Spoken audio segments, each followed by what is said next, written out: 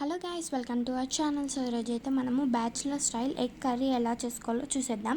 So ముందుగా అయితే మనము 2 పెద్ద ఆనియన్స్ ఇట్లా చిన్న చిన్న కట్ చేసుకోవాలి. నెక్స్ట్ అయితే మనం స్టవ్ ఆన్ చేసుకొని ప్యాన్ పెట్టి సరిపడినంత ఆయిల్ అయితే వేసుకోవాలి.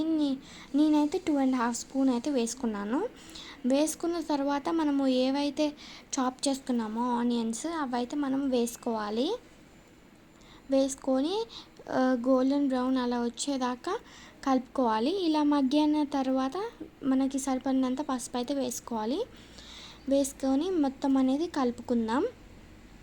చూడండి ఎలా అయిందో పసుపు వేస్తే.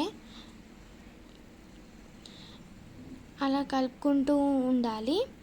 నెక్స్ట్ అయితే మనకి సరిపడినంత అల్లం కూడా వేసుకుందాం. వేసుకొని మొత్తం అనేది పచ్చివాసన పోయే వరకు కలుపుకోవాలి. చూడండి, సో ఇలా కలుపుకుంటూ ఉండాలన్నమాట. అలా కలిపిన తర్వాత మనం మూత అయితే పెట్టుకోవాలి, అవి ఇంకా కొంచెం మగ్గే వరకు, ఫ్రై అయ్యే వరకు.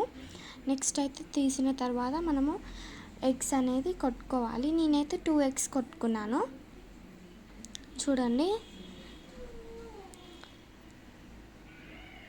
సో 2 ఎగ్స్ అయితే కొట్టుకున్న తర్వాత నేను మళ్ళీ మూత అయితే పెట్టుకున్నాను. అలానే ఉంచాలి, మొత్తం కలిపితే అది ఎగ్ బుర్జీ లాగా అంత బాగుండదు అనమాట. సో ఇలా అయితే మనకి మంచిగా ఉంటుంది. సో మూత పెట్టుకొని చూడండి ఎలా ఫ్రై అయ్యాయో.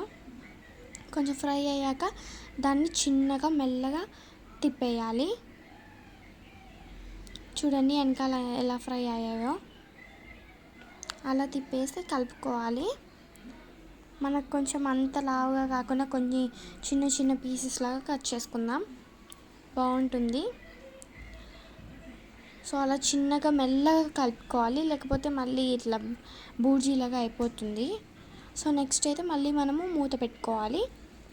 మూత పెట్టుకొని అవి ఇంకా ఫ్రై అయ్యాక మనం మూత తీసుకొని సరిపడినంత ఉప్పు అయితే వేసుకోవాలి. నేనైతే 1 టేబుల్ స్పూన్ అయితే వేసుకున్నాను. వేసుకొని మొత్తం అనేది కలుపుకోవాలి. సో చూడండి ఇలా మొత్తం కలుపుకొని మళ్ళీ ఒకసారి మూత పెట్టుకుందాం. మూత పెట్టుకొని మళ్ళీ తీసాక ఇలా అవుతుంది. సో అప్పుడు అనేది మనము సరిపడినంత కారం అయితే వేసుకోవాలి. వేసుకొని మొత్తం అనేది కలుపుకోవాలి. మన ఛానల్ని ఎవరైతే సబ్స్క్రైబ్ చేసుకోలేదో ప్లీజ్ సబ్స్క్రైబ్ చేసుకోండి. అండ్ ఇప్పుడు మళ్ళీ మూత పెట్టుకుందాం. మూత పెట్టుకొని తీసాక ఇంకో ఇలా అయితే అవుతుంది. లాస్ట్లో కొంచెం ధనియాల పౌడర్ అయితే వేసుకుందాం. చాలా ఈజీ ప్రాసెస్ అండి, మనకి తొందరలో అయిపోతుంది.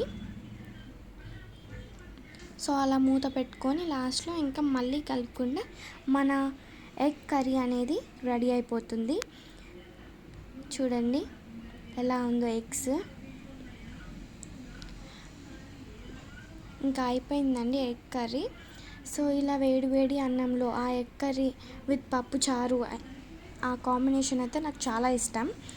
సో చూడండి, and please subscribe. Bye guys.